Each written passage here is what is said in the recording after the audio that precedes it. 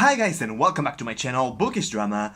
Today we are here to do a very special video. Today I am going to be talking about all of my favorite and least favorite books of the year. If you can see, my bookshelf back there is pretty empty because I'm going to be talking about a lot of books that I have read throughout this year. It hasn't been the greatest year reading wise. I loved a lot of the books I read, but there were also some of them that I did not like that much, and the overall feeling that I get is that it wasn't a pretty amazing year. First, I'm going to talk about my least favorite books, and then about my favorite ones. So I'm going to start with my least favorite book, and I'm going to be working my way up to my favorite one, and yeah, that's all I think, so let's get started. First of all, I'm going to be sharing some statistics. This year I read 48 books. My goal was 52, one book a week, but I did not accomplish it.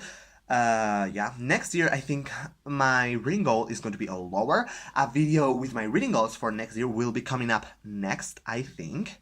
And yeah, I reread 12 books, and the number of pages that I read was 20,714 pages. So the average length for each book was 431. Which is a bit short. I was expecting it to be a little higher because I read some beasts this year, but that's how it is. 431 pages is a lot still, but I also read some contemporary novels that got that number lower.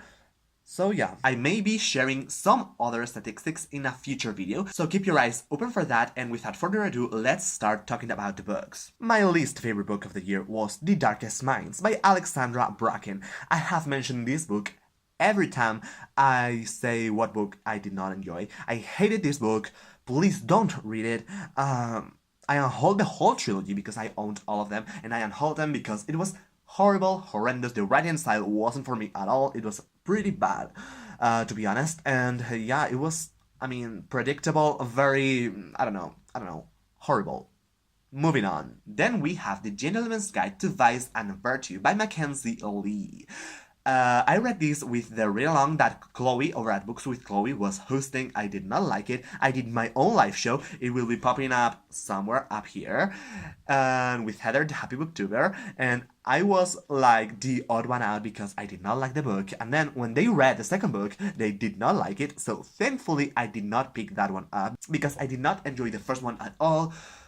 The writing style wasn't for me, and when everything could go wrong, it went wrong, which is something I do not enjoy in books. I enjoy that in films, but not in books. The last book I'm going to be mentioning in this category is The Stars Are Legion by Cameron Harley.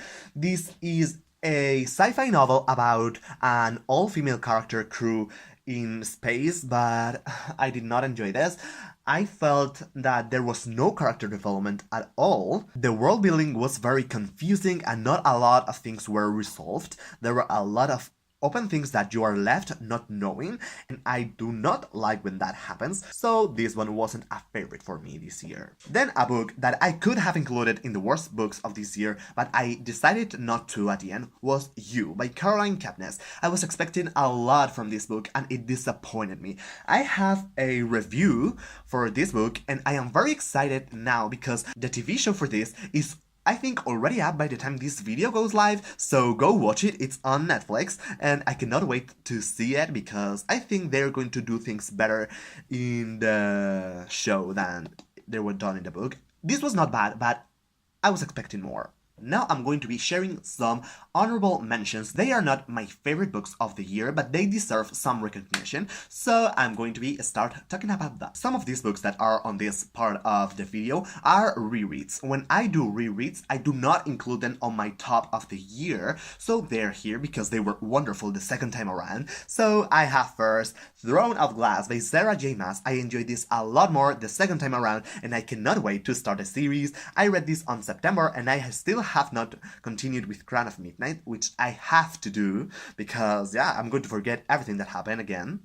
Next we have And the Ocean Walls Are Sky by Patrick Ness. This is an illustrated It is not a novel, it is a novella because it is quite short. It was pretty good. The message of this book was very needed in today's society, and it is here, not his best book at all. In fact, it is one of his worst books, but I love this author and this book had to be on this list. Next up, we have A Gathering of Shadows by Victoria Schwab.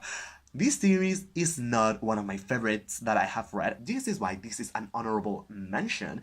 This book was pretty good. I loved it a lot. It was like 4.5 star or something like that. The characters in this were amazing, and it is on here. I also want to mention here in the honorable mentions the Lara Jean trilogy. These books were not the best books I have ever read, but they were one of the most enjoyable ones. I read them super fast during the summer, and I also watched the film. I have a watching vlog for that, which will be popping up. I also have a review for the books, and yeah, you can go watch it if you want more of my in-depth thoughts. And last but not least, a book that I cannot shut up about is *Elantris* by Brandon Sanderson. This is one of the 6 or 7 books that I have by him on this list. This is a reread. I read it for the 3rd time this year, and it is wonderful. I think I'm going to reread it next year again because it is just amazing. I think this is the perfect place to start his adult stuff if you don't want to start with his YA books. So yeah, please read it. It is wonderful, and the cover is just gorgeous as all of his UK paperbacks are.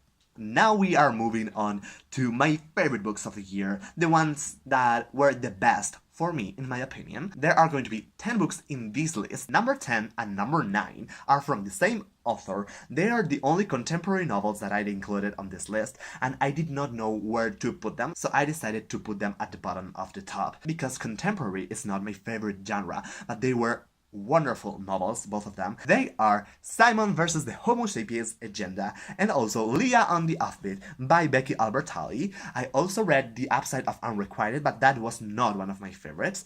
These 2 other books, however, were wonderful. I connected to the characters a lot, and I felt really well represented in them. So if for some reason you have not read these 2 novels, go and pick them up because they were wonderful. The next book in the top is Shadows for Silence in the Forest of Hell by Brandon Sanderson. It is a novella that is included in Arcanum Unbounded, which is a collection of short stories that is set in the Cosmere, which is the universe he writes all of his adult stuff in, well, most of his stuff. This novella is about a bounty hunter set in a high fantasy setting. In this world, there are some creatures that can kill you pretty easily, so you have to follow some rules for that not to happen, and it was wonderful. I want more books set in this world, and I cannot get enough of it because I think there are so many more aspects that can be explored that it would be a waste of the world not to set any other books there.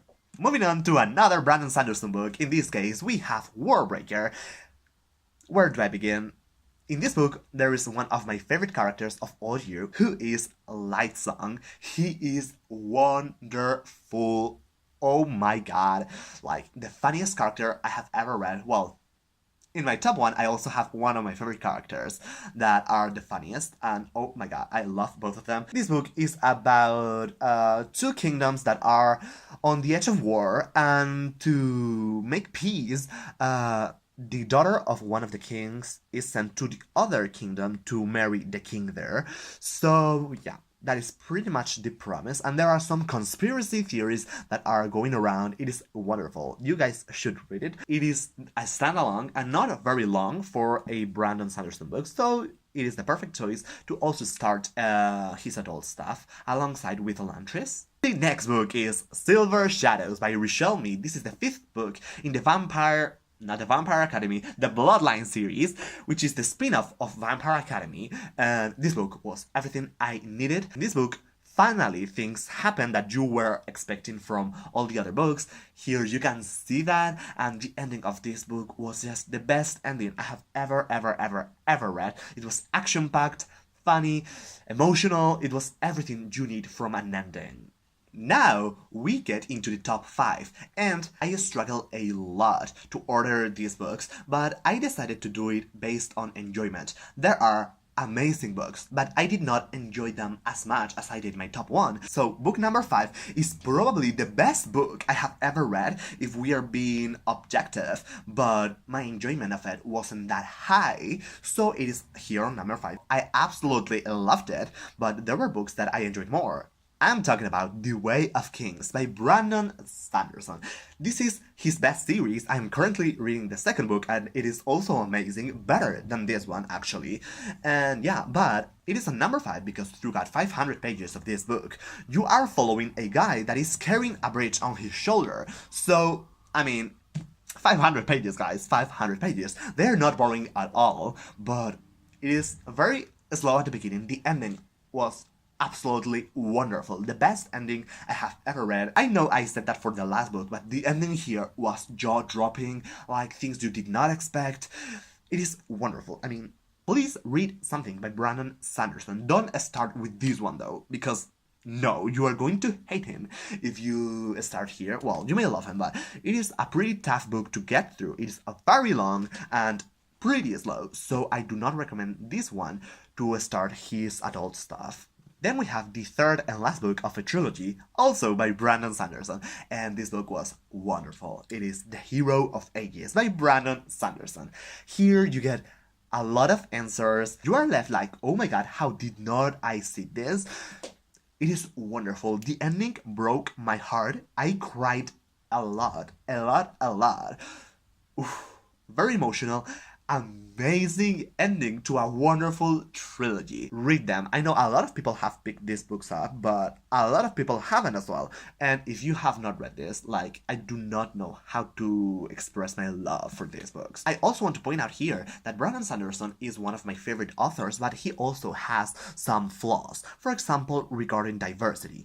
It is true that he talks a lot about race and people of different places in his fictional world, of course, but in this trilogy, for example, he talks a lot about race, slavery, and because basically the novels in this world and the regular people are considered to be different, like different species or whatever. They're different.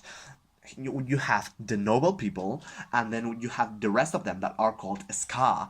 And the noble people think that the ska don't have any intelligence and everything like that, and also all the ska, or most of them, want to kill every single one of the noble people, and you have a conflict there because who is right, who is wrong, and you have a pretty good moral question there that is really well explored here, but where he lacks is sexuality. He hasn't included any sexually diverse person. There was a lot of controversy regarding this because he made a statement that was not very good, let's say. But then he retracted and he said that they may be sexually diverse people in his books, but he doesn't point it out, which is very bad. I cannot wait to see the day where he finally includes and talks about it in his books. Book number 2 is the one I mentioned in my middle of the year tag that I did. How was it called? Oh my god, I don't remember. It was one of my first videos popping up here, and it is The Wiseman Sphere by Patrick Rothfuss.